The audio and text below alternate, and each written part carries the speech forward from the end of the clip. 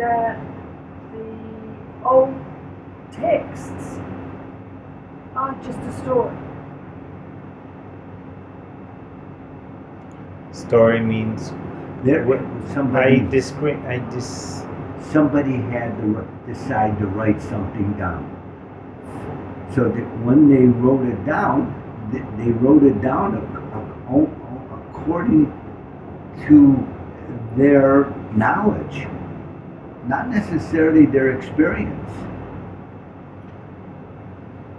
And they had to write it down in their language. It is an experience. Okay. I discriminate between a concept and a story. Yes, we can generalize and say it's all thoughts. A concept would be the way the universe functions is conceptual.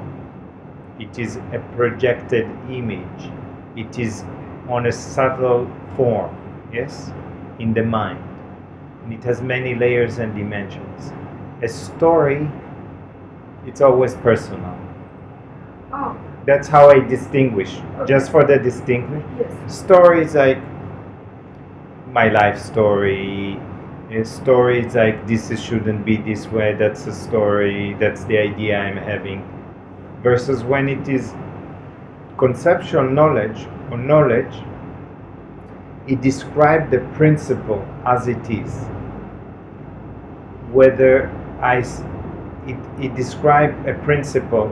Principle would be like the universal law of matter, or the universal law of the subtle and its relation to matter. Yes, it is conceptualized because without a thought it cannot be understood. Sure, it's not matter. Right. And there would nothing to really understand. Do you need that to understand? No. Awareness is prior any understanding. It can only be experienced. Yes. And that's the end of it. So that's why we say that's a story. You may call it conceptual, but it's a conceptual story. It is expressed can be by a story. Because it's thought. As soon as they say matter, okay, whereas the term itself is artificial.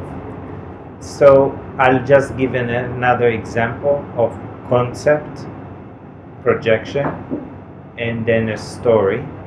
So it can be a chair is a projection, a concept. This chair is from wood and it is an antique and it's 1,000 years old and it's very precious and it is worth. Now this is a whole story description. So a chair is the first generation. Okay. And the second generation, this chair is antique. Okay. Now the stories start to be superimposed upon it.